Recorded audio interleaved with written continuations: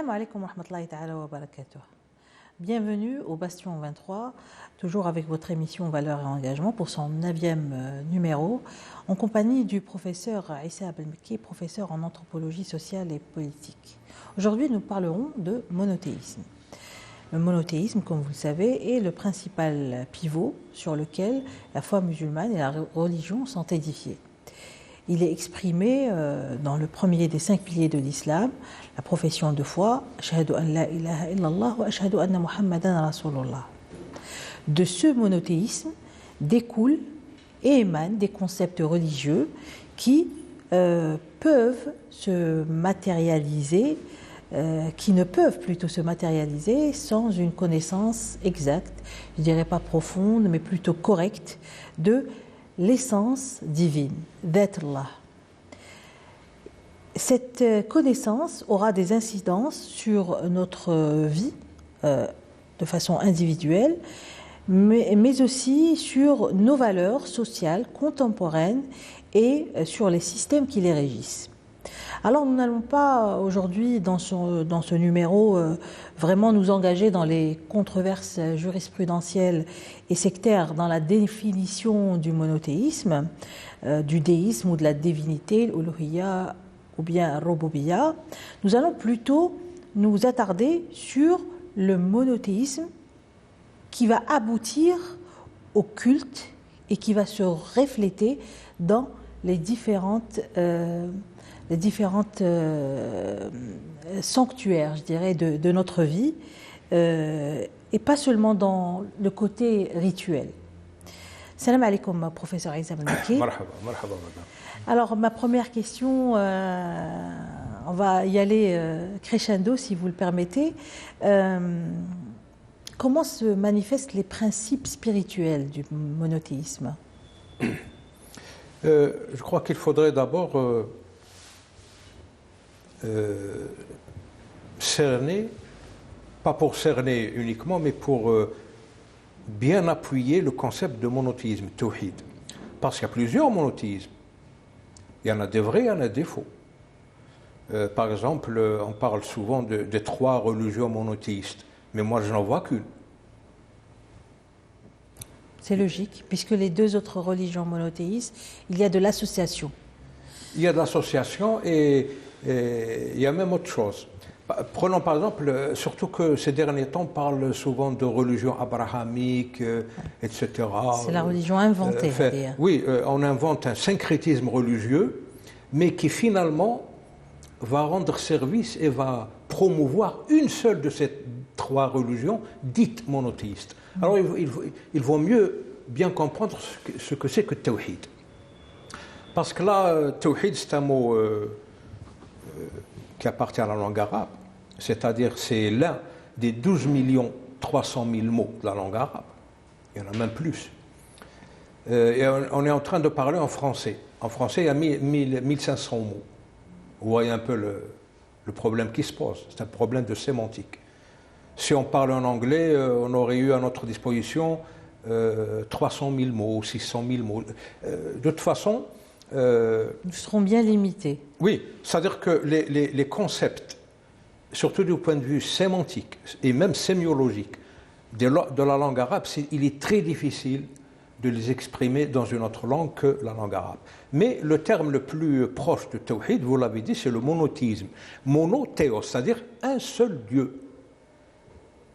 Si j'en rajoute un ou la moitié d'un Dieu ou le cousin de la cuisse gauche d'une autre divinité, ben, c'est de l'associationnisme. J'associe quelque chose. Si je limite ce Dieu à mes caprices personnels, là j'en fais un Dieu partiel. Et c'est pour ça qu'il faut passer par une petite comparaison entre les 3 religions dites monothéistes. Mais très brièvement. Oui, oui, bien sûr. Prenons, parce qu'on l'a souvent dit, pour nous les musulmans, l'islam a commencé avec Adam alayhi salam. Ce n'est pas la dernière religion, c'est la première et la dernière, c'est la religion. Donc, bon, on a tendance, il y a des conditionnements mentaux qui ont tendance à se cramponné à cette idée que l'islam est la dernière religion révélée. Ce n'est pas vrai. L'islam a toujours été la religion révélée. Bon, mais travaillons chronologiquement. La première religion des religions dites monothéistes, dans la sémantique usuelle, dans comment dire, les vulgates, c'est le judaïsme. Yahvé, le Dieu des Juifs, c'est un Dieu partiel qui ne s'occupe que des Juifs, de son peuple élu. Alors, de là vient une association involontaire. Donc les autres, ils existent, les autres, ceux qui ne sont pas juifs, ceux qui ne font pas partie du peuple élu. Mais qui est leur Dieu? Ils vous diraient, bon, ils ont leur Dieu, nous avons le nôtre. Le nôtre, c'est Yahvé, les autres. Donc ils acceptent l'idée que les autres aient une autre divinité. Donc là, c'est du panthéisme. Oui. C'est pire que l'association. Deuxième religion, pour ne pas rentrer dans les détails, deuxième religion révélée, entre parenthèses, Yahvé, c'est un mot arabe, Yahoua. Ya harf nida, Houa, parce qu'avant, à cette époque, il n'y avait pas, Allah n'avait pas encore révélé ses 99 attributs. Donc on ne savait pas comment le nommer. Alors quand on dit Ya Allah, Allah n'existait pas, le radical EL des langues sémitiques, on dit Yahoua, ô celui qui est. Donc Yahvé, Yahoua, c'est un mot arabe. Alors, deuxième religion dite révélée, c'est le christianisme. Sina Isa alayhi salam n'a jamais enseigné le christianisme. Pour la simple et bonne raison que le christianisme est apparu au concile de Nicée en 325. Oui. Nicée, c'est une ville de Bithynie, la Bithynie antique, elle se trouve actuellement en Turquie. Bon, alors Constantin Ier, qui était païen, qui n'était pas croyant du tout, qui était l'empereur de Rome, je regrette vraiment, entre parenthèses, que notre cher Constantine soit nommé d'après lui, parce qu'il n'y a jamais mis les pieds. Il passait par là, elle brûlait parce qu'il y avait une guerre civile, il a donné l'ordre de la reconstruire, Kirta. Mais il n'y a jamais mis... Alors je me demande pourquoi elle s'appelle Constantine. Bon, passons. Alors, Constantin Ier, c'est lui qui a établi le christianisme. Parce que le christianisme, ça vient de Jésus, Christ, donc il y a la crucifixion.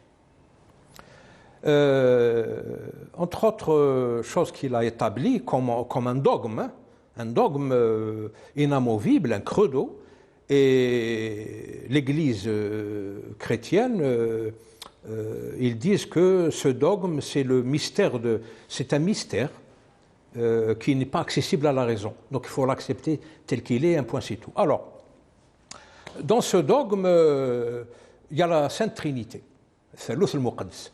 C'est une création du Concile de Nicée, de 325, qui a été, tenez-vous bien, parce que là, le problème est cité dans le Coran, qui a été remanié en 384 à Constantinople, l'actuel Istanbul. Pourquoi? C'est pour déclarer les Ariens hérétiques. Les Ariens, c'est l'Hérésiyoun, cité par Rasul dans la lettre qu'il envoyait par l'intermédiaire d'Yahya al-Kalbi à Héraclius, l'empereur byzantin à l'époque de la Révélation. Il lui a dit Alayka ism al-Hérésiyin. Parce que c'est à partir de 384 que les Ariens, donc les adeptes d'Arius, ont été décimés, 12 millions décimés. Et Ashab al-Kahf faisaient partie des Ariens. Eux, ils sont cachés dans la grotte, et vous connaissez l'histoire, ce n'est pas la peine d'y revenir. Donc, le concile de Nicée de 325, où on a établi cette trinité dont le Messie n'a jamais parlé, et les manuscrits de la Mara morte l'ont prouvé qu'il n'y a jamais eu de trinité, etc., etc. Donc, c'est un truc qui est apparu au IVe siècle après Jésus-Christ, et qui fait une association. Il fait une association. D'ailleurs, je vais vous lire, c'est pas long.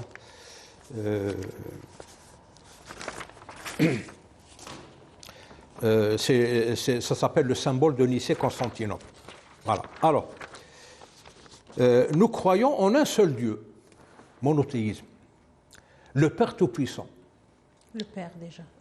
Oui, le Père déjà, c'est humain, c'est biologique, Bon, on est géniteur biologique, etc. Un seul Dieu, le Père Tout-Puissant, créateur du ciel et de la terre, de toutes choses visibles et invisibles. Nous croyons en un seul Seigneur, Jésus-Christ. Alors il y a le Père, créateur, et le Seigneur Jésus-Christ. Les deux sont des seigneurs. Voilà, le Fils unique de Dieu, né du Père avant tous les siècles. Dieu venu de Dieu. Donc il y a un Dieu qui est venu de Dieu. Engendré et non créé. Engendré, c'est grave. C'est grave. Et non créé. D'une même substance. C'est-à-dire, pas comme Adam. Oui. Adam a été créé, enfin dans leur... Tout le Adam, monde est créé, oui, tout le monde. Adam est créé, mais le Parce que Christ quand on dit engendré, quand on dit engendré et non créé, ça veut dire que Dieu et son Fils sont d'une même substance. Oui. C'est là le problème. Ce genre de truc n'existe pas en islam. Donc, d'une même substance que le Père. Et par qui tout a été fait. Qui, pour nous les hommes et pour notre salut, est descendu des cieux. Et s'est incarné par le Saint-Esprit dans la Vierge Marie. Et a été fait homme. Il a été crucifié sous Ponce Pilate. Il a souffert et il a été mis au tombeau. Tout ça, c'est la substance de Dieu. Il est ressuscité des morts le 3e jour, conformément aux Écritures. Je ne sais pas quelles Écritures. Il est monté aux cieux, où il siège à la droite du Père. Donc, association. C'est une association. De là, il reviendra dans la gloire pour juger les vivants et les morts, et son règne n'aura pas de fin. Ouais. Nous croyons en l'Esprit Saint, qui règne dans la vie. Donc là, le Saint-Esprit, c'est-à-dire le troisième élément, maintenant, il règne dans la vie. On se demande qui c'est qui règne dans la vie, le Père, le Fils ou le Saint-Esprit. Qui procède du Père par le Fils, qui a parlé par les prophètes, qui, avec le Père et le Fils, est adoré et glorifié. Nous croyons l'Église une, sainte, universelle et apostolique. Nous confessons un seul baptême pour la rémission des péchés. Nous attendons la résurrection des morts et la vue du monde à venir. Amen. C'est ça le concile de Nicée. Alors, nous avons une première religion dite monothéiste qui adore. Donc, vous avez parlé de Uluhiyya et Rububiyya. Cette religion monothéiste qui correspond à 0,02% de l'humanité aujourd'hui, disent que notre Dieu, c'est notre Dieu à nous tout seul, nous sommes son peuple élu, tout le reste, les goïms, l'Ommiyoun, etc., ils ont leur Dieu, ça ne nous intéresse pas. Deuxième religion dite révélée, je viens de vous lire le concile de Nicée. Et c'est parce que les Ariens, ils étaient contre ça. Jusqu'à aujourd'hui, il y a ce qu'on appelle Nasara al-Mouhidoun. Des chrétiens, pas des chrétiens, des Nazaréens. Parce que Nasara, ce n'est pas les chrétiens. Les chrétiens, c'est les adeptes de la religion établie par Constantin Ier au concile de Nicée de 325. Mais Nasara, c'est la ville où a prêché le plus de temps Sayyidina Isa alayhi salam. Donc on peut appeler ça la religion nazaréenne, Nasara. Bon, alors jusqu'à présent il y a des Nazaréens. Aux États-Unis, en Angleterre, en Tchécoslovaquie, en Pologne, il y a des églises mouahida. Pas nombreuses, mais elles existent. Et elles n'ont aucun poids parce qu'il faudrait que le Vatican ou les patriarches la reconnaissent. C'est ce qu'ils ne feront jamais. Donc eux, ils se cramponnent à leur foi et ils laissent faire. Très bien. Alors maintenant, on arrive à l'islam. Voilà. Moi, je voudrais qu'on appelle ça la soumission. À qui? À Dieu. Parce que l'islam est un terme galvaudé de nos jours. Il est tellement galvaudé que... Et puis tout le monde, maintenant, il a en tête l'idée fixe que l'islam est apparu il y a 14 siècles, que le dit Mohammed n'a fait que recopier les textes anciens. Oui, mais ça, c'est pas les musulmans. Ça, c'est un autre débat. Oui. Mais c'est-à-dire que, déjà, il y a un nihilisme, un négationnisme au départ, qui met les musulmans, pas l'islam, les musulmans en mauvaise position. Alors là, on arrive au tawhid. Le tawhid en islam, appelons-le l'islam, pourquoi pas. Le tawhid en islam, c'est autre chose. Oui, voilà. Le tawhid en islam, c'est le tanzih, le kulli, lillahi wa sifatihi. Et à partir de quoi? À partir des attributs que Dieu lui-même s'est donné. C'est-à-dire il y a cette notion de soumission totale et d'obéissance complète à Dieu subhanahu wa ta'ala. Complète, oui, complète, intégrale. Et Dieu, vous avez parlé de Zet. On ne peut pas parler de Zet ilahiya. Qu'est-ce qu'on en sait? Zet ilahiya. Personne n'en sait rien. À travers ses attributs. Eux, ils parlent de substance. Rasul sallam nous a dit ne cogitez jamais sur ça. Nous connaissons Allah subhanahu wa ta'ala à travers ses attributs. Voilà, ses et attributs, les noms qu'il s'est attribués. Sa création, son œuvre. Voilà, donc on le connaît à travers ses attributs qui sont des noms qu'il s'est lui-même donnés, et à travers donc les actes d'Allah subhanahu wa ta'ala. Son œuvre. Voilà, son œuvre, œuvre. absolument. Par exemple, parmi les 99 noms divins, il n'y a pas le Père. Non. Qu'est-ce? Il n'y a ni Père, ni Fils, ni rien. Et puis, cette affaire de Fils de Dieu a été tranchée dans le Coran à plusieurs reprises, surtout quand il s'est adressé lui-même aux gens de sa maman, Sayyida Maryam, alayhi salam, et il a parlé dans le berceau, il leur a dit « Moi, je suis Abdullah ». Ana Abdullah, c'est-à-dire je suis la création de Dieu. Il n'a pas dit je suis le fils de Dieu. Même Dieu lui posera la question, lui dira est-ce que c'est toi qui leur a dit de... Il y a plusieurs versets qui traitent de la question. Donc, Tawhid en islam, c'est le monothéisme absolu. On n'associe rien à Dieu, on lui reconnaît tous les attributs. On ne discute pas de sa divinité, l'uluhiyya, ni de son omnipotence, rububiyya. Il est omniscient, omnipotent. Donc ça ne se discute pas. Dieu, c'est Dieu. Et plus on avance dans la foi, et plus Dieu devient grand pour le croyant. D'ailleurs, il y a un hadith qudsi qui dit que la yasa'uni siwa qalbu abdi. On ne peut, quand on a une foi solide, bâtie sur du solide, on ne peut sentir Dieu. On le sent, on le voit. On ne peut pas le voir, on ne peut le sentir que par le cœur, par la foi. La yasa'uni shay'un siwa qalbu abdi. Donc c'est ça le monothéisme en islam. Alors, ces qualités, l'unité de ses noms, de ses attributs, de ses qualités, ce n'est pas négociable pour un musulman. Oui. Ce n'est pas négociable. Et là, il faudrait citer la très belle lettre philosophique de Hayy ibn Yaqdhan, d'Ibn Tufayl, Abu Bakr ibn Tufayl. C'est un philosophe de Grenade, 6e siècle de l'Hégire. Il a écrit cette Risala Falsafiyya pour justement expliquer que le véritable monothéisme, c'est pas les constructions comme on vient de dire sur le judaïsme, le christianisme. C'est pas établi par l'homme. C'est idrak, c'est une perception. C'est une perception spontanée construite sur ce qu'on appelle en islam la fitra.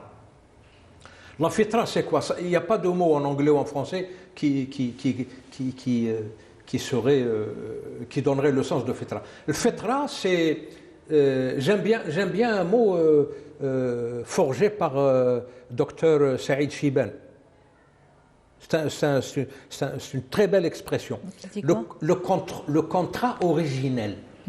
C'est-à-dire Dieu, quand il a créé l'être humain, il y a un contrat originel tacite qui est passé.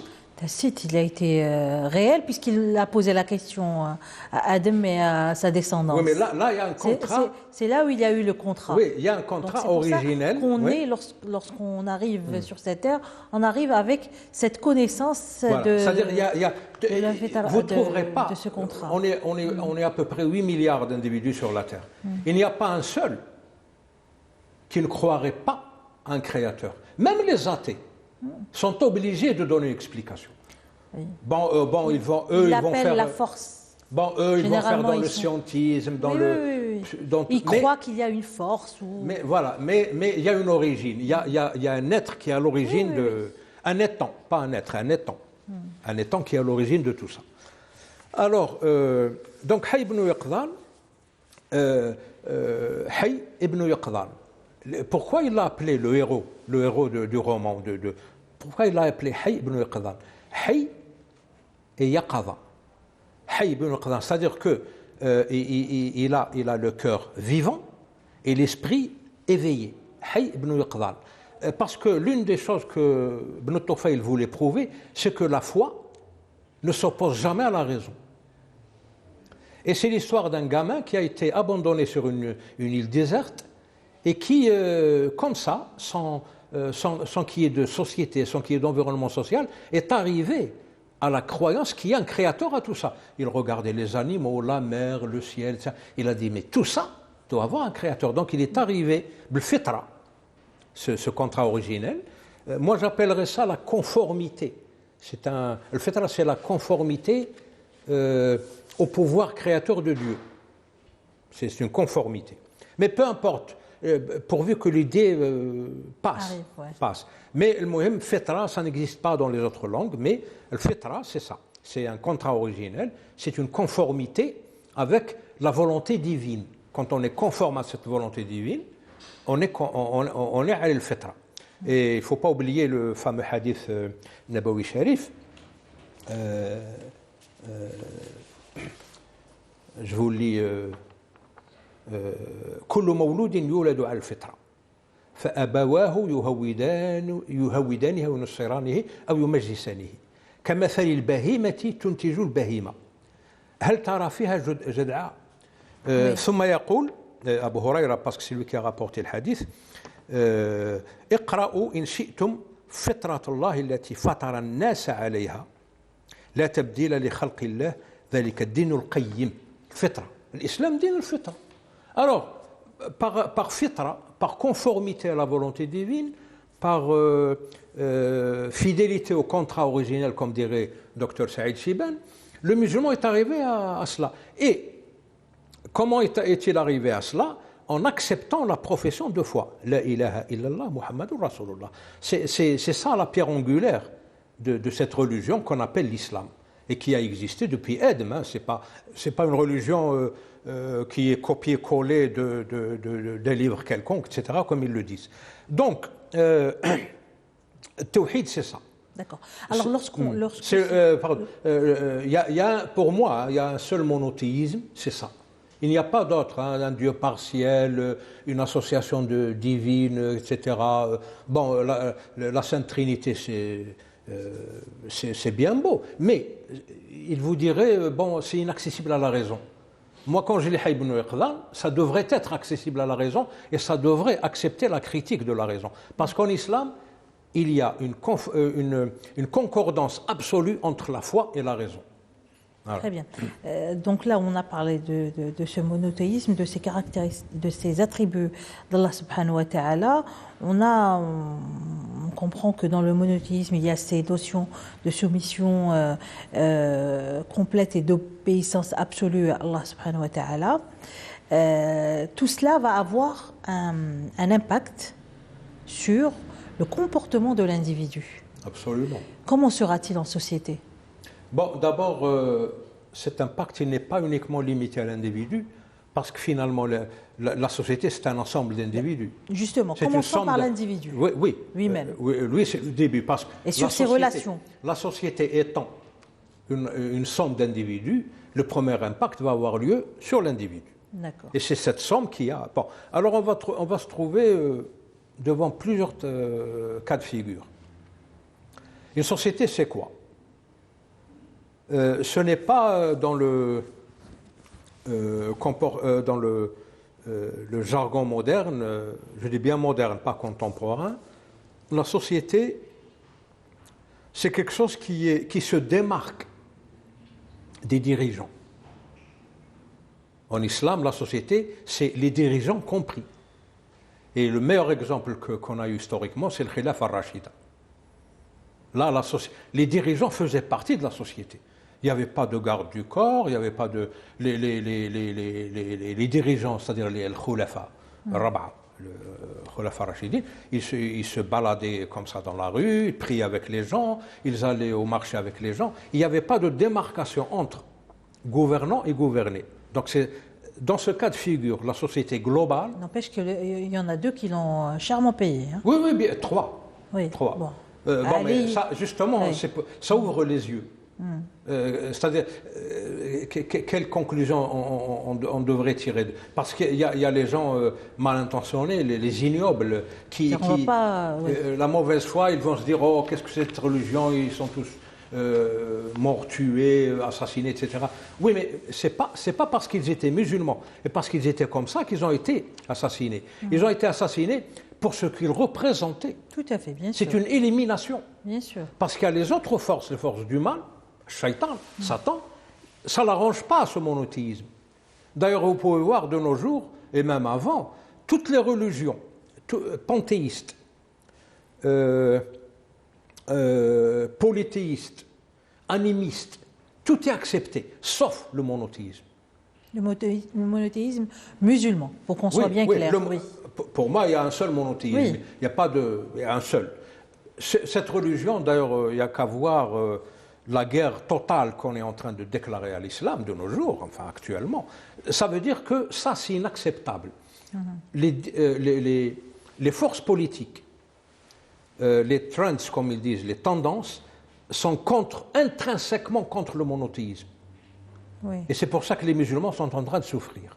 Oui. C'est ça le véritable. Parce que si on décidait, par exemple, si 2 milliards de musulmans adoptaient ce syncrétisme religieux de religion abrahamique, eh bien, ils seraient intégrés dans le système mondialiste qui prévaut. Très bien. Voilà. Alors, revenons un peu à l'impact. Alors, un individu musulman, comment est-il censé être? D'abord, c'est un personnage serein, calme. Pourquoi? Parce que il a trouvé le bon positionnement par rapport au maître du monde. Donc, il sait qu'il y a quelqu'un qui est en charge, qada wa qadar, quelqu'un qui administre cet univers. Donc, l'individu musulman, il va gagner sa sérénité en faisant quoi? En faisant confiance à ce Dieu, à son qada et son qadar. D'ailleurs, arkan al-iman sitta fihum amantu billahi wa malaikatihi wa kutubihi wa rusulihi. Ça montre que l'islam il s'inscrit dans la durée, hein, c'est pas 14 siècles. Amantu billahi wa malaikatihi wa kutubihi. Il y en a 114, hein, le nombre de sourates du Coran, le Kutub. Suhuf Shif, Idris, Ibrahim, Moussa, Taurat Moussa, Injil Isa, Furqan Muhammad. 7. Bon. Donc, Amantu billahi wa malaikatihi wa kutubihi wa rusulihi, tous, wa bil yawmil akhir, wal qadari khayrihi wa sharrihi min Allah. Donc, le musulman, il est serein. Il est serein parce qu'il a la foi. Il fait confiance à Dieu. Il accepte tout parce qu'il sait que tout vient de Dieu. Évidemment, c'est aussi un individu responsable. C'est aussi un individu responsable. Parce que cette religion qui a pris cette sérénité le responsabilise. Elle le responsabilise. Ce n'est pas comme par exemple dans la religion chrétienne, le kafara. Il n'y a pas de kafara en islam. Vous commettez une erreur, lazim tawba. Tawba nasuh ou met'aoudish. Ne le refaites plus. Et vous êtes pardonné. Sauf, il y a un seul manquement qui n'est jamais pardonné, c'est l'associationnisme. Mais tout ce qui est en dessous de l'associationnisme, il appartient à Dieu de le pardonner, à qui est sincèrement il regrette, etc. Donc l'individu musulman, il a un profil particulier. Et si on partait du principe que la société, c'est la somme de ces individus, on va avoir aussi une société comme ça.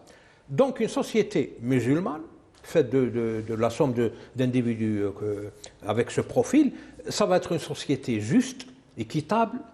Qui tend à l'être, qui tend au maximum à l'être. Parce que, nous n'allons pas aussi sortir l'homme de son humanité. La perfection, c'est une voie infinie. Oui. La perfection, c'est la voie vers Dieu.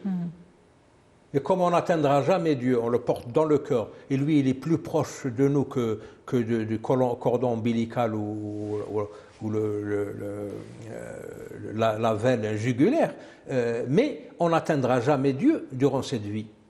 Ouais. Jamais. Donc, cette société musulmane, elle va être comme ça.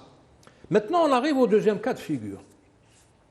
Donc, cette société musulmane, elle va avoir son système économique, son système politique, sa sociologie, hein, avec sa sociométrie, ses sociogrammes, etc.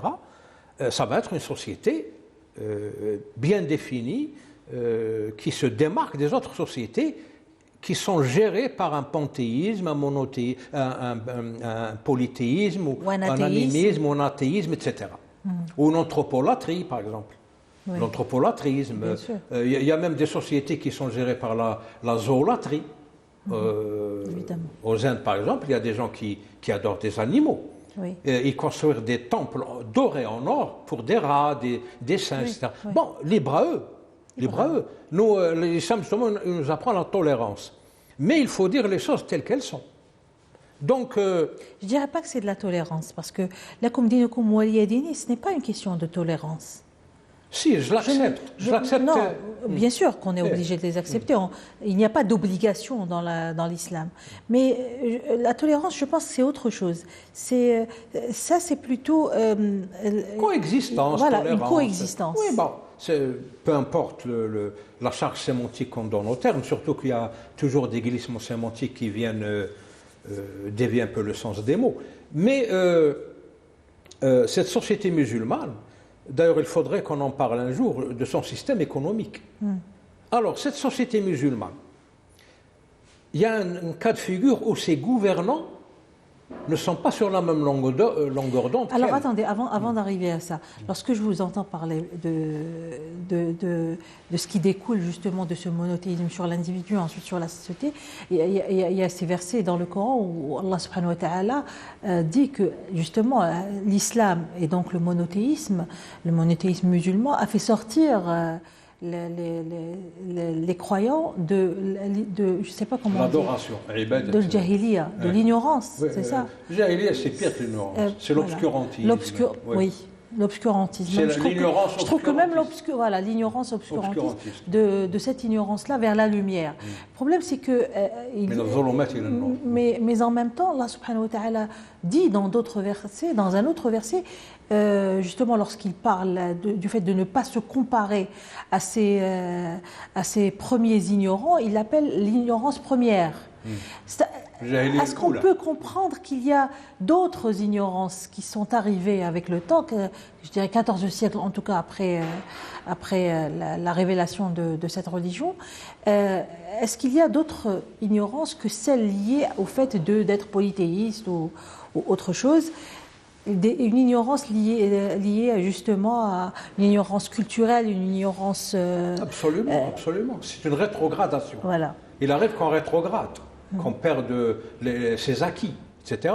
C'est ce qui est arrivé plusieurs fois à l'Oumma, au monde musulman. Pourquoi ? Parce qu'ils ont commis justement des erreurs politiques graves. Les problèmes de l'Oumma sont intrinsèquement des problèmes politiques, de gouvernance et politique. C'est quand on étudie... L'Oumma n'existe pas, n'existe plus en tout cas, cette Oumma. Théoriquement, elle est virtuelle. Tant qu'il y a l'islam, elle existe virtuellement. Mais sur le plan de la pratique, elle est partie en charpie. Hein. C'est extraordinaire. Donc, il arrive, comme je disais, qu'il y ait une démarcation entre l'élite qui gouverne et la société. Alors justement, on revient, entre parenthèses, à Hayy ibn Iqdal. Hayy ibn Iqdal a voulu justement montrer autre chose que la fitra, l'iman bil fitra. Il a voulu montrer que, là, il ne faut pas oublier que Ibn Tufayl, c'était le professeur d'Ibn Rushd, hein, et que lui-même, il s'est inspiré d'Ibn Sina. Vous voyez un peu la chaîne de transmission. Ibn Sina, la philosophie d'Ibn Sina à Vicenne, qui a influencé Ibn Tufayl, qui lui a été le maître le percepteur de Ibn Rushd, etc. Donc c'est tout un processus de cohabitation de la foi avec la raison. C'est un processus philosophique. L'une des choses que Ibn Tufayl voulait montrer, que d'ailleurs Ibn Rushd l'a confirmé plus tard, dans chaque société, il y a trois classes de croyants. Il y a l'awam, din l'awam, monsieur tout le monde, les citoyens lambda. Ça, c'est la grande majorité. Et puis il y a le khawas. Donc c'est un peu une élite qui comprennent autrement la religion. Et il y a khast al-khawas. Il y a l'élite dans l'élite, dans les élites. Sauf que personne ne peut se dire moi je fais partie de l'Khawas ou de Khassa. Oui, parce que c'est ça le problème. Mais ça, on fait une analyse objective des choses. Dans chaque société, il faut bien comprendre la physiologie sociale. Il faut bien la comprendre. On a parlé plusieurs fois de sociométrie et de sociogramme. On peut pas les définir, la sociométrie d'une société musulmane. Et les sociogrammes, donc les rapports qu'il y a entre les différentes classes de la société musulmane, si on ne comprend pas ça, il faut bien comprendre ça. Ils ont raison, les trois. Ibn Sina, Ibn Tufayl, Ibn Rushd, les trois Ibn. Ils ont raison parce que dans chaque société, et c'est ça les détails auxquels les gouvernants devraient faire attention. Évidemment, si c'est encore faut-il que ce soit des gouvernants qui ne se démarquent pas de leur société. Bon. Alors, il y a l'awam, le khawas, ou le khawas fil khawas, khast al khawas. Bon. Alors, chaque catégorie a sa propre perception de tawhid. D'ailleurs, le héros du roman, Hayy ibn Yaqdhan, il a rencontré deux personnages. L'un qui enseignait la religion, je crois qu'il s'appelait Salaman. Il enseignait la religion à travers les exemples. Donc, lui, il ciblait la grande masse. Donc, il leur parlait le langage qu'ils comprenaient. Et il a rencontré un autre personnage qui, lui, travaillait au niveau intellectuel, philosophique, abstrait, etc. Évidemment, il a penché vers le deuxième, Hayy ibn Yaqdhan, parce que lui, il est arrivé à la foi, au tawhid, par un processus, justement, un itinéraire philosophique. Donc c'est ça un peu le Hayy ibn Yaqdhan de Ibn Tufayl. Normalement, tous les musulmans devraient le lire. Parce qu'en Occident, tout le monde l'a lu, il a été traduit en plusieurs langues, pour ne pas dire toutes, mais la seule application qu'ils ont trouvée, c'est les films de Tarzan, Mowgli, l'enfant loup, l'enfant singe. C'est comme ça qu'il est présenté. Voilà, donc, mais le vrai sens du livre, ils l'ont gardé pour eux-mêmes. Comme l'a dit une prêcheuse américaine qui aime beaucoup l'islam, un jour lors d'un de ses prêches, donc dans son église, dans sa paroisse, elle parlait des musulmans. Elle les a décrits mieux que les musulmans eux-mêmes l'auraient fait. Elle a dit, finalement, en fin de compte, elle a dit, nous avons pris leurs savants, leur savoir, ils ont pris nos soufaha ou nos soufaha, ils ont pris nos vauriens. On a pris leur valeur et ils ont pris le contraire. Donc, vous voyez un peu comment les vases communicants ont communiqué et eux,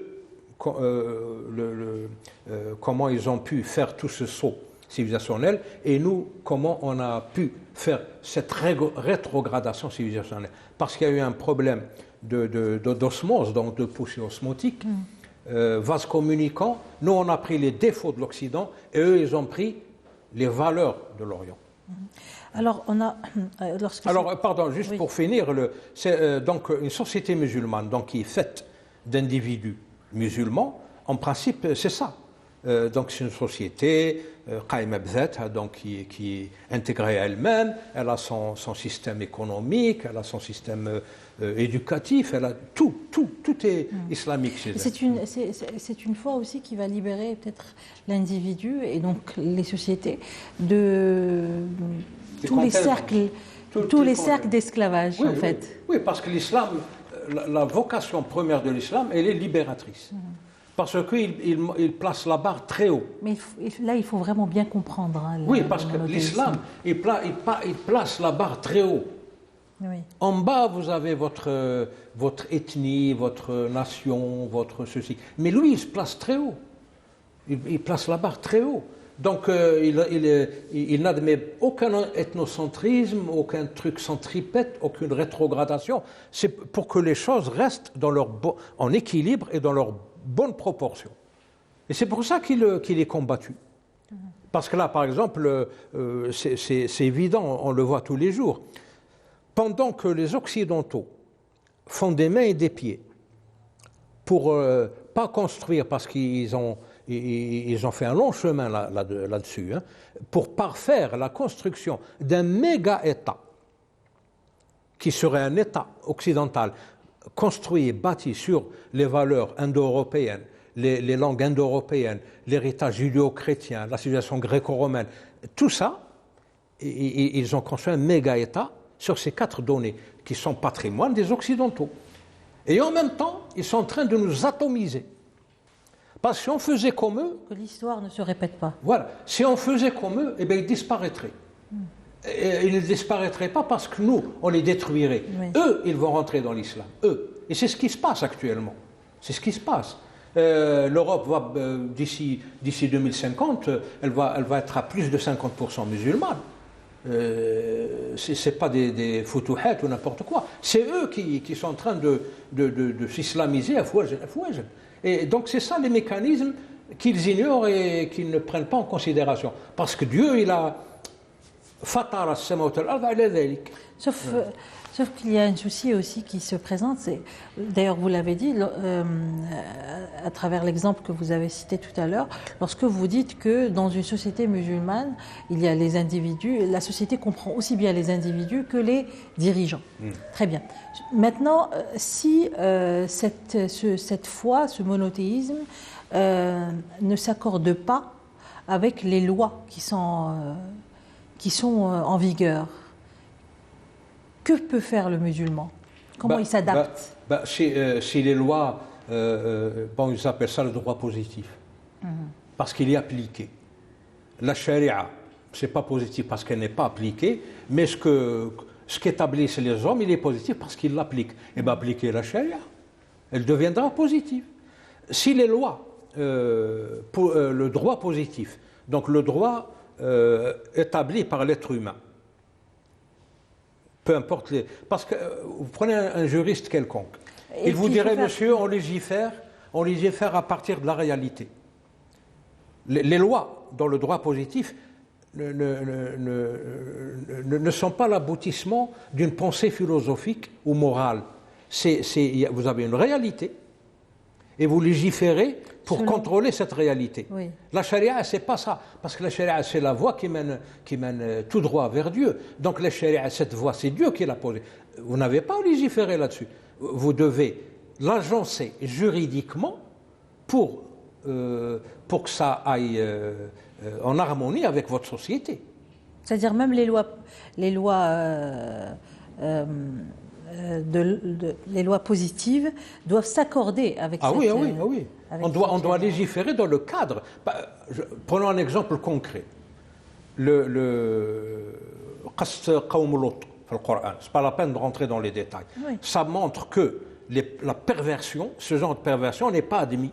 Parce qu'il est contre nature. Très bien. Lorsqu'il y a des musulmans, s'il y a des musulmans ou des associations musulmanes qui vont accepter dans le cadre des libertés individuelles et des règles, lorsqu'ils vont accepter cette, ce genre une société musulmane n'accepte pas ça. Même s'il y a des individus qui le font et qui veulent l'imposer, ça doit rester une affaire individuelle. Ça ne doit pas devenir une institution sociale. La perversion, ce genre de perversion, par respect aux téléspectateurs, on en parle les choses par leur nom, cette perversion, ça doit rester dans le cadre de comportements individuels. Ça ne doit pas devenir une institution sociale. Maintenant, comment eux, ils veulent casser cette société musulmane? Ils vont créer des lois. Il y a la hiérarchie des normes. La législation internationale est supérieure à la législation nationale. Donc le droit national, tout ce qui est au-dessous de la Constitution et tout ce qui est légiféré au niveau national doit être hiérarchiquement inférieur, subordonné à ce que légifèrent les gens. Voilà. Ou alors s'accorder avec ces... Alors, si par exemple, au niveau de... Là, comment ils vont faire? Ils vont placer des dirigeants qui sont sur la même longueur d'onde qu'eux. Parce que ces dirigeants vont avoir un arsenal législatif, des instruments légaux pour faire passer leur législation à l'encontre de la législation nationale. C'est ça le problème. C'est ça, je vous ai parlé de démarcation des dirigeants par rapport à la société. Quand vous placez un dirigeant qui pour des intérêts personnels ou je ne sais pas moi, accepte ça, eh bien, il va vous faire une constitution, il vous dira, monsieur, la constitution c'est un document pour les citoyens, pas pour les croyants. Ça veut dire que vous devez choisir entre être citoyenne ou croyante. Vous devez choisir. Vous ne pouvez pas être à la fois citoyenne et croyante. Vous voyez comment ils jouent. Et puis, pour faire passer ces perversions, ils vont vous dire, monsieur, c'est les libertés. Si vous n'acceptez ça, vous êtes un dictateur. Et ça devient une dialectique. Un obscurantiste. Oui, ça va devenir une dialectique entre dictature et liberté. C'est comme ça que... C'est la franc-maçonnerie mondiale c'est la duplicité du langage de la franc-maçonnerie mondiale. Ça, c'est un autre débat, c'est tout un sujet énorme qu'il faudrait peut-être traiter un jour. Mais il faut être conscient quand même de ce qui se passe. Il y en a marre. On se paye nos têtes comme ça, avec une facilité extraordinaire. Donc, la charia, c'est la charia. C'est la voie. Et ce qu'on légifère, ce qu'on fait, nous les humains, c'est sujet à erreur. D'ailleurs, il y a un tas de proverbes, par exemple, comme le proverbe américain qui dit « les lois sont faites pour être changées ». Et plus il y a des lois, plus il y a de voleurs. Il y a des dictons populaires qui montrent que les lois humaines ne sont pas parfaites. On peut très bien, comme par exemple la dernière loi qui est apparue dans un pays européen, je ne le nommerai pas pour ne pas être coupé, qui a rabaissé l'âge de la liberté sexuelle à 13 ans. Oui. Ils ont même parlé, c'est ignoble, c'est de l'ignominie, ils ont même parlé de consentement. Ça, c'est un exemple parfait qui prouve l'imperfection des lois humaines. Jusqu'à cette loi, et malheureusement, justement, ils disent que les lois n'ont jamais d'effet rétroactif. Parce que si cette loi avait un effet rétroactif, il devrait dédommager tous les gens qui sont allés en prison parce qu'ils ont détourné des mineurs. D'ailleurs, cette loi a été faite pour cela, en fait. Voilà. Donc avant cette loi, on était mineur à 16 ans, donc si on est, comment dire, traîné dans une aventure, disons, sentimentale, pas autre chose, eh bien, détournement de mineur, on va en prison. Mais aujourd'hui, c'est plus un détournement de mineur. Donc, imaginez, regardez le nombre de gens qui sont allés en prison à cause d'une loi qui vient d'être changée par son opposé. C'est ça, les lois humaines. Ça, c'est un exemple concret. C'est ça, les lois humaines. Oui. En tout cas, parce qu'il ne nous reste pas beaucoup de temps. Finalement, lorsqu'on est un vrai monothéiste et qu'on comprend qu'on comprend réellement et correctement le monothéisme, la foi et la religion n'est plus cloisonnée dans cet espace privé seulement. Elle ne peut plus être confinée ou s'exprimer juste à la maison. Absolument. D'ailleurs, même si ça arrivait, même si on se cloisonne, on se cloître chez soi, eh ben ils vont vous rejoindre chez vous en faisant des lois. Par exemple, ils vont vous dire, monsieur, les droits de l'enfant, à partir de 11 ans, il a la liberté de foi, la liberté de croyance. Si vous êtes une famille de musulmans et si votre enfant de 11 ans a envie d'être chrétien, vous n'avez pas le droit de l'en empêcher. Vous dites d'accord, il est libre. Mais ils vont vous dire attention, il ne faut pas faire la prière devant lui pour ne pas l'influencer. Il ne faut pas faire le ramadan devant lui pour ne pas l'influencer. Il ne faut pas, etc. Le libre choix. Donc ils vont investir votre foyer. Le et libre imposer... choix de choisir ce qu'ils veulent. Voilà, c'est exactement ça. Ils vont investir votre foyer, vous obliger, même à l'intérieur de votre foyer. Et viendra un jour où ils investiront les clusters de votre cerveau. Là, on n'est pas dans le complotisme ou c'est de la réalité. Ou peut-être qu'on peut être accusé d'obscurantisme ou d'une certaine d'être renfermé. Non, pas du tout. Ça, c'est une réalité. C'est une réalité, amère, mais c'est une réalité. Il faut être alerte et comprendre que c'est un combat en fait. Aujourd'hui, on est face à une lutte pour pouvoir être ce qu'on est et croire dans ce qu'on est. Puis ils sont agressifs. Il y a une agressivité intolérable. À la limite, elle est inexplicable. Comme par exemple des LGBT, je ne citerai pas le pays, qui sont tous, comme par hasard, des étudiants dans une université américaine, dans ce pays musulman. Ils ont fait, donc des LGBT, qui ont fait des manifestations. Et ils ont manqué de respect à la Mecque, à la Kaaba. Ils ont pris une image de la Mecque. Ils l'ont encadré des drapeaux LGBT. L'arc-en-ciel, le drapeau des L, le drapeau des B, le drapeau des G, etc. Ils l'ont encadré. Ils ont même mis à la place de la Kaaba, Sharifa, un animal mythique perse, je ne sais pas. C'est un serpent avec une tête de femme, etc. Donc ça, c'est une atteinte agressive à des symboles religieux. Heureusement que les autorités de ce pays ont pris les choses en main et ils les ont traduits en justice. Mais c'est-à-dire que même si vous cloîtrez chez vous, même si vous cloîtrez à l'intérieur de votre peau, ils vont vous rejoindre, ils vont vous investir, ils vont vous agresser.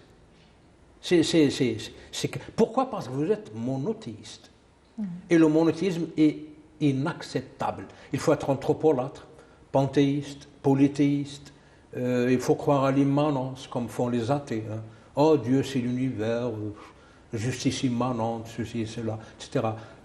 C'est ça. Là, si vous faites ça, vous êtes bouddhiste, vous êtes ceci, vous êtes accepté. Vous êtes même choyé, étudié, etc. On a même inventé une science qui n'existe pas, l'islamologie. Pourquoi il n'y a pas de christianologie, de judéologie, de bouddhiologie, l'islamologie? Parce que l'islam les dérange. Le monothéisme, le vrai, les dérange. Quand on est monothéiste, on n'accepte pas les modèles de gouvernance qui existent. On n'accepte pas la franc-maçonnerie. Quand on est monothéiste, quand on est musulman, on n'accepte pas ça. On construit une société sur inspiration divine. Et c'est pour ça qu'ils veulent la détruire. C'est ce qui arrive aux faibles lorsqu'ils cherchent la force ailleurs que là où on devrait la trouver. Voilà. C'est le hadith de Omar al-Khattab. Merci beaucoup, professeur Aïssa Belmekki. Merci à vous de nous avoir suivis. On se retrouve la semaine prochaine. Salam alaikum wa rahmatullahi ta'ala wa barakatuh.